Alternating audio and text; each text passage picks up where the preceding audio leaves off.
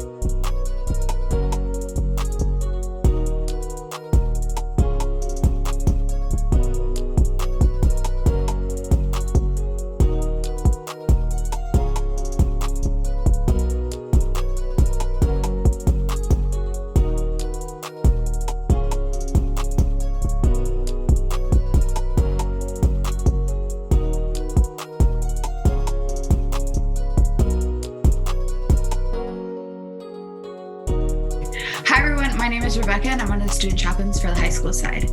This month of March, we're going to be talking about the wonderful women in our lives as we celebrate Women's History Month. Please listen intentionally and with an open heart and mind as we celebrate the wonderful women who have impacted us and who continue to impact us.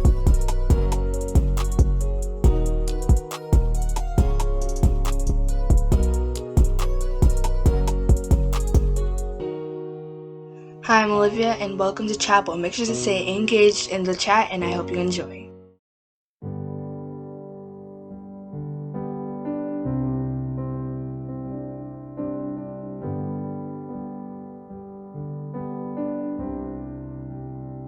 How great the chasm that lay between us, how high the mountain I could not climb. In desperation, I turned to heaven and spoke your name into the night. Then through the darkness, your loving kindness tore through the shadows of my soul. The work is finished, the end is written. Jesus Christ, my living hope.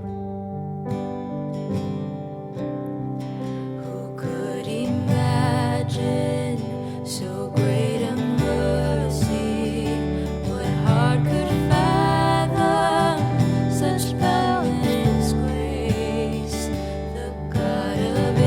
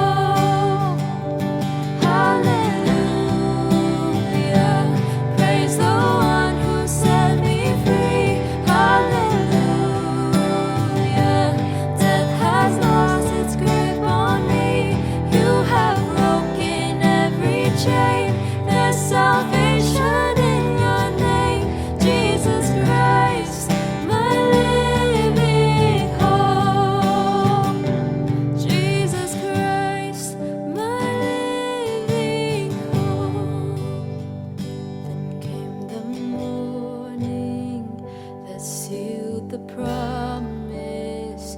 Your buried body began to breathe out of the silence.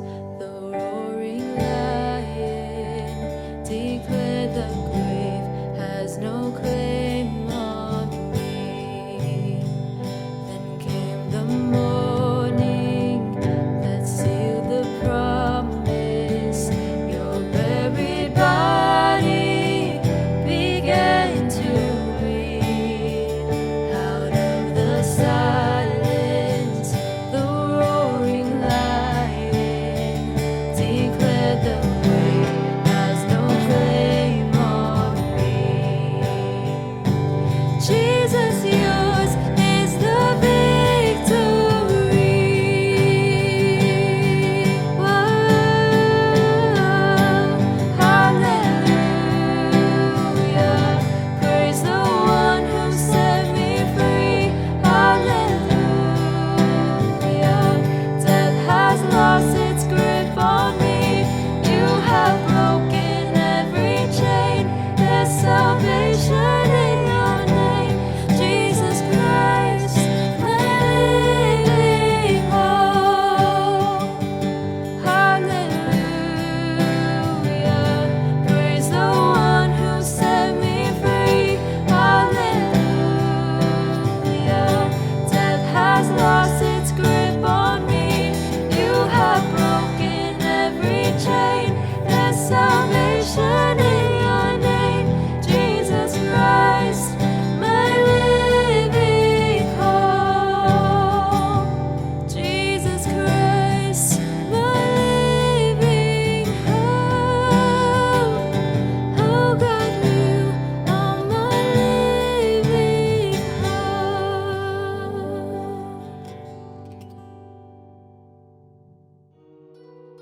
Hi everyone, my name is Brianna Perez and I'll be talking to you about the facts today. We'll be discussing women in the workplace and how women entered the workforce as well as gender discrimination within it.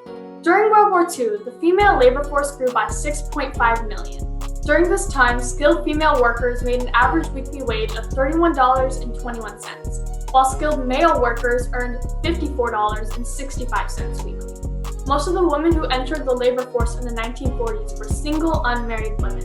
When American soldiers returned home after the war, many women were laid off in order to give men their old jobs back.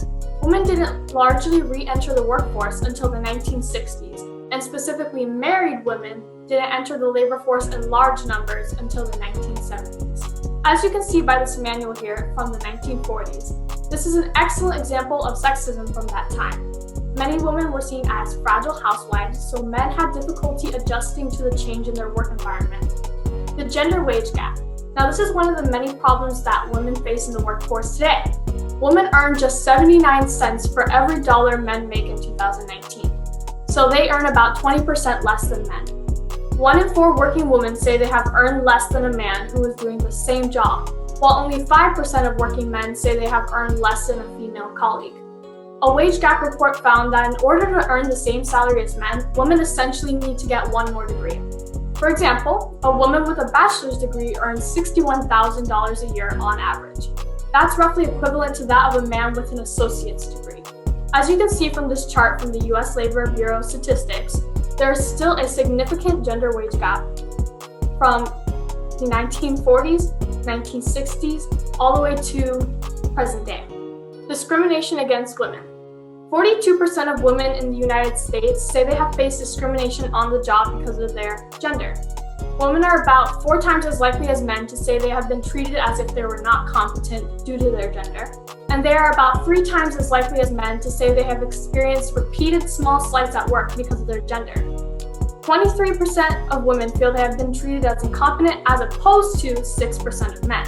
The survey found that while similar shares of women and men say sexual harassment is a problem in their workplace, women are about 3 times as likely as men to have experienced it personally at work.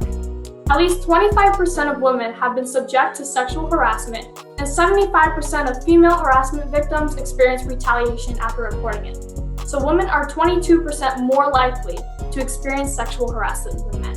16% of women have received insults at work. compared to 5% of men. Less than 5% of CEOs at the US's 500 most publicly traded companies are females, and women make up less than 25% of Congress. So as you can see, this is a diagram of Congress, and you can see the significant difference between the percentage of women in Congress and the percentage of men in Congress, and this is the Congress for 2021. Women's accomplishments. Here are some influential women and steps towards equality. In 1893, the first state granted women the right to vote. In 1903, a union was formed for working women. In 1920, the 19th Amendment became law, granting women across the United States the right to vote. In 1963, Congress passed the Equal Pay Act, aimed at eradicating the pay gap between genders. And in 2013, only 7 years ago, the ban on women in combat was lifted. And some influential women throughout history include Rosa Parks, who was an American activist in the civil rights movement and was known for her pivotal role in the Montgomery bus boycott. Sally Ride, the first American woman to go to space, as well as the youngest astronaut to have made the trip. Marie Curie, she was a Polish physicist who conducted pioneering research on radioactivity, and she was the first woman to win a Nobel Peace Prize. As you can see, we have a picture of Rosa Parks here. Some more women include Junko Tabei, the first woman to reach the summit of Mount Everest, and the first female to make it to all 7 summits across every continent. Sandra Day O'Connor, the Associate Justice O'Connor was the first woman to serve on the Supreme Court of the United States. Malala Yousafzai, the youngest ever Nobel Peace Prize winner, and Oprah Winfrey, an American talk show host, television producer, actress, author, and billionaire. Here's a picture of Malala. She was actually shot in the head, but she miraculously survived, and she continues to fight for female education to this day. And here are all my credits so that you can see my sources are relevant. Thank you. Enjoy chapel. Everyone, I'm here with my sister Kara, and we're going to be talking about some women we love and care about in our lives. So Kara, can you give me a list of 10 women that you love? So, Mom, and I really love the part about how she helps the women that are about to have a baby get their baby. Nice. Who else? Well, our aunt that takes care of us at our mom's house, I really like the way that she helps us when our mom is in work. So. Aunt Noelle? Yeah. How about Miss Bernina? She's nice too. Yeah. And Abuelita? Yeah, she's really nice. She helps us as a nurse, and I really appreciate the how she helps us when we have a cut or something. Auntie Nia's really cool. Yeah, she's really nice. Whenever we see her, she always wants to play with us and buy us stuff. Auntie Erica's really good. She's really nice. Yeah, she bought us some stuff with clothes. us. She bought us clothes. Yeah, let's see. Okay, so we have Mom, Aunt Nolette, Miss Bernina, Abuelita, Auntie Nia, Yaya, Auntie Erica, and Auntie Jamila. Yes. Yeah, those are some of our aunts. Well, they're not like our blood aunts, but they're some of our like friend aunts. They're really nice and kind. We love them so much. Who's one more person? Me? You're not my auntie. So it's women in your life. Yeah, but how would I make you the special part of you? What? I'm your big sister, and I do stuff for you all the time.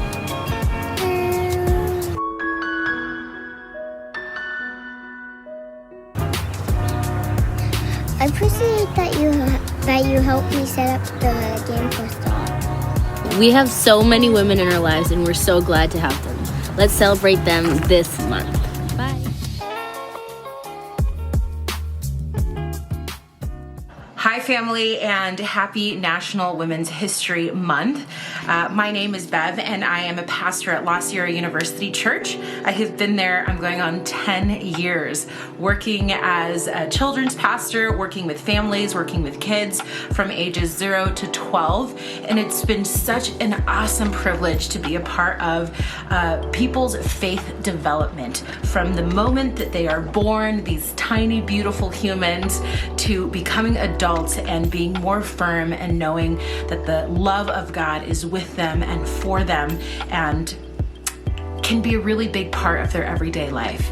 So this morning I wanted to highlight a character in scripture that I think is worth noting. Not somebody that gets talked about too much, but certainly somebody that is significant to the work of the early church. And that person's name is Tabitha. We find Tabitha in the book of Acts in chapter 9. And we know that Tabitha, she's got just like a brief introduction, and then we don't hear about her anymore. But this brief moment is huge for the early Christian church, and this is why. So in the chapter 9, in this first section here, when we're talking about Tabitha, she is described as a person who was dedicated to doing good in the community, which means she was using her life and her resources to bless the poor, to bless women who needed extra resources, women who might not have been married, or women who were widowed, which was significant because historically and in this time, if you weren't married or had a male supporting you, then it was really difficult for you to get ahead in the community. You didn't have somebody providing for you financially, and not a lot of women could work. There was really few things that women were paid to do and paid to work for. So Tabitha was really passionate about helping people who could not already have access to resources. She was really passionate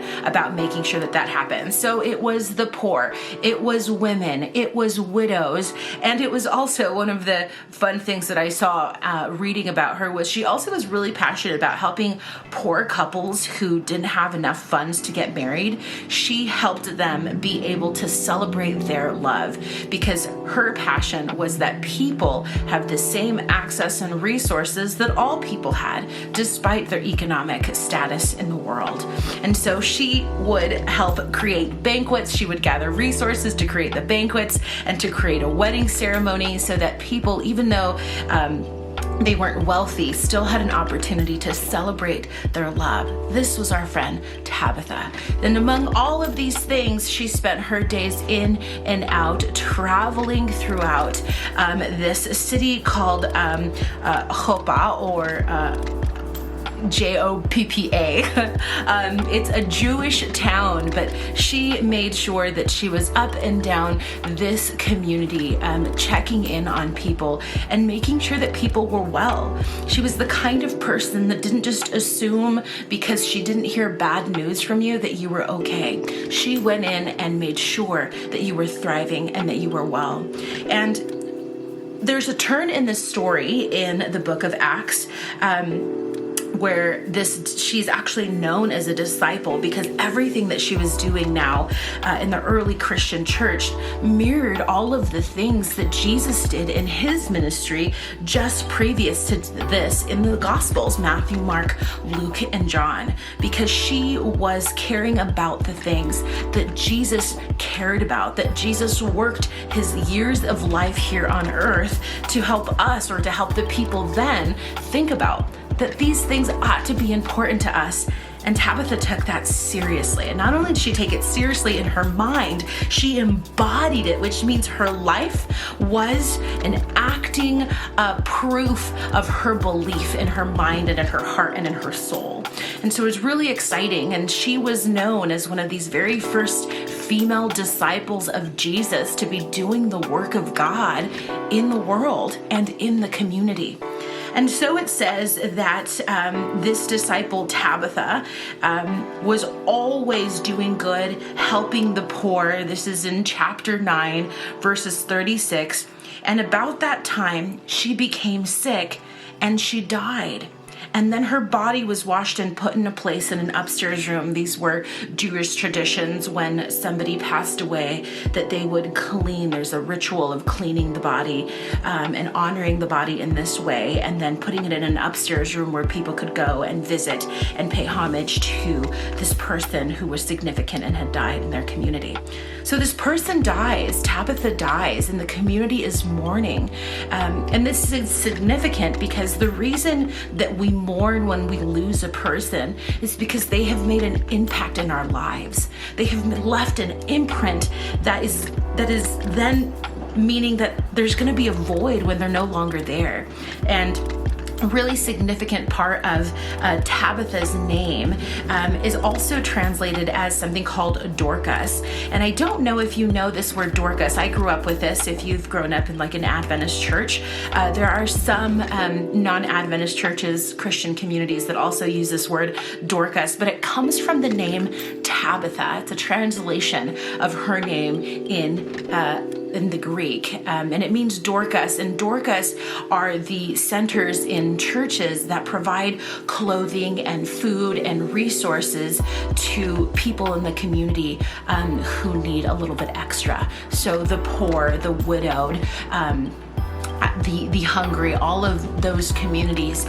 This word Dorcas is something that we have adopted in our church, and it comes from this person, Tabitha, who set this precedent such a long time ago. So there's this beautiful moment where Tabitha dies, and the community is mourning her and really feeling the weight of the loss of her presence and her ministry in their community. And so they call on the disciples, and the disciples are coming to visit. And Peter is one of these disciples. You remember Peter, one of the closest disciples to Jesus. And so Peter comes, it says that Peter comes. So when the disciples heard that Peter was in Lydda, this is the city where they lived in, he sent 2 men to him and said, please come at once. So they asked Peter to come because they knew that he was in this space, and they trusted his ministry and his closeness to Jesus. And Peter went to them and arrived and went upstairs and at the window, and so he goes and he gets on his knees and he prays, and then he turns towards this dead woman, scripture says, and he says, Tabitha, get up. And then she opens her eyes and she sees Peter, and she sits up. And then he takes her by the hand and he helps her to her feet, and then they call believers to the window and they present her and show that she is once again alive. This is such a beautiful moment for the community to see that their hope is not lost, that God continues to revive that which attends to the things that are close to God's heart. I love this story. There's so much more that we could get into, but the simple fact that God preserves and works alongside people who are doing the work that is close to God's heart is such an incredible thing to know, that God doesn't just do this through any person. God does this through a woman. Her special touch and attention to detail and care makes her an outstanding character in this story. And then the whole community gets to experience a resurrection because of this person. Mind-blowing and incredible. I'd love for you to think about people in your life who have invited you to experience a resurrection, a new life, or who have drawn you closer to the work of God and the things that are important to the heart of God. For me, those have also been women. In fact, I am sitting here today and I would not be a pastor if it weren't for female pastors who had taken up their courage and their work to be pastors themselves. And so, of course, one of the mentors that is super close to my heart and that I'm so lucky that I get to work with is a person called Chris Oberg. And she is actually the lead pastor at the church that I work in. But I had never seen a pastor before her. In fact, before I became a pastor, I thought it was an impossible thing to do. I had a friend who wanted to become a pastor before that. We went as student missionaries to Majerome. She said to me, I want to be a pastor. And I was like, that's the weirdest thing that you could ever be. I was like, I don't think this world is set up for female pastors. Long story long, God led me to become a pastor, and I have been doing this work for 9 years, and it's important work. Every time we think that the thing that we're doing doesn't matter, just showing up and being and representing and embodying the goodness of God, it makes all the difference. We never know who's watching. We never know who is needing the extra encouragement. And sometimes by just being present, we are doing transforming work. Or sometimes by being the listener or by being the helper and being busy about the work of Jesus, we are impacting more than we know. We are leaving an imprint that people will know later there's this void because this person who had a big heart for the love of God and sharing that and making it active and embodying it, that is gone. So that is my hope for you, that you pay attention to the humans in your life that are leaving this imprint on you and that are creating a space for the work of God to happen. And may you not just acknowledge that person is alive and well in your space, but that you let that transform you. And in some ways, like Tabitha did, transform the community.